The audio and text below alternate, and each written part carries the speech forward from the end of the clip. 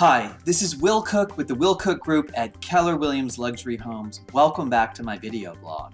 Today I'd like to answer the question, is our real estate market slowing down?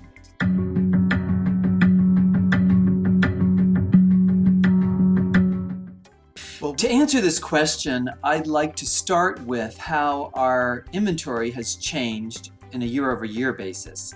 If you look at this first slide, you'll see that as of June, we were way down as a nation in terms of the inventory available to home buyers. And in fact, that was down by 43% in the United States. If you look at California, we were down 33.5%. However, in this next slide, you'll see that that has changed some from June to July, where California's inventory has actually increased and it's now down by 18%, which is still down a lot, but not as much as it was in June. So at least we're moving in the right direction. As we've talked about before, the main constraint in our market has been the lack of supply of homes for sale. As buyers, are looking for larger spaces and sellers have been concerned about the COVID pandemic. We have had a huge constraint of homes available for sale, which has driven our market higher. As we're seeing, our inventory is beginning to increase some, and some of that is a normal seasonal activity, and the other part of that is buyers or sellers, are becoming much more comfortable in putting their home on the market.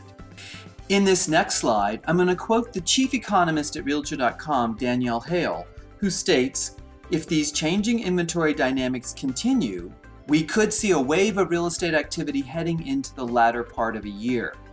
This is good news for buyers. As more homes begin to come on the market and are available to buyers, the demand is still there.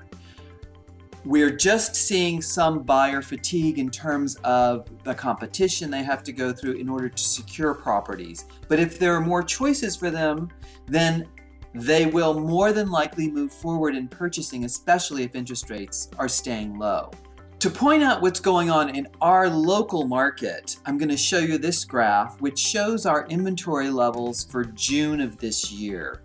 It shows our number at 654 homes on the market, which is very low. You'll see it's much lower than the previous year, which was 2340. But if we move and look at the next slide, which is July of this year, as of August 1st, we had 791 homes on the market, which is still low compared to last year at 2,050, but it's higher than the July 1st numbers of 654. So this is a good indication that we are moving in the right direction in terms of our supply constraints. Unfortunately, we're still having some challenges with new home builders. There are supply chain issues and issues getting skilled labor in order to build homes. And the Wall Street Journal, I'm quoting, says home builders have sold more homes than they can build. Now they are limiting their sales in an effort to catch up, helping to push prices even higher. So as we are seeing more resale homes starting to come on the market, our new home builds are now constrained based on supply of materials and skilled labor, and have basically sold a number of homes that they're having difficulty in delivering, which is also putting a constraint on our market. Another quote I have for you is from the CEO of D.R. Horton, David Auld, who states, "Through our history, to have somebody walk into our models and to tell them we don't have a house for you to buy today is something that is foreign to us."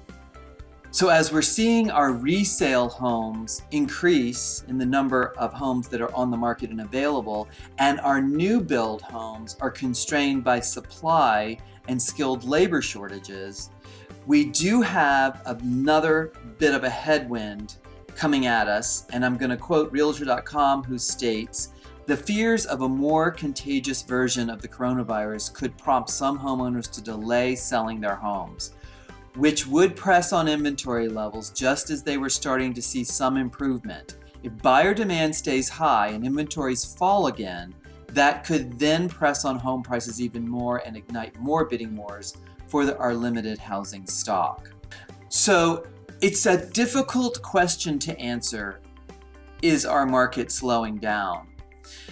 Because it seems like we're beginning to get more homes on the market to sell, and buyers are excited about that, and that possibly they won't need to be competing so much in bidding wars.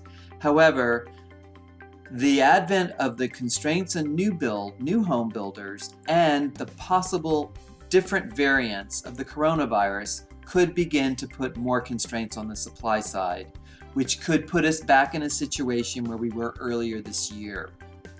So stay tuned for more information about this market as we'll continue to track it. In the meantime, if you're looking to buy a home, interest rates are still at incredibly low levels, and we'd love to help you find that perfect home. And if you're looking to sell, this could be the sweet spot for you to get in on the market and to take advantage of some of the highest appreciation that we've ever had in our area. We'd love to help you with that as well. Please feel free to reach out to us, give us a call, a text, or an email. Also, if you have any other real estate related topics or questions that I can answer, please feel free to let me know about those as well, and I'd be happy to make a video. Thank you so much for watching. See you next time.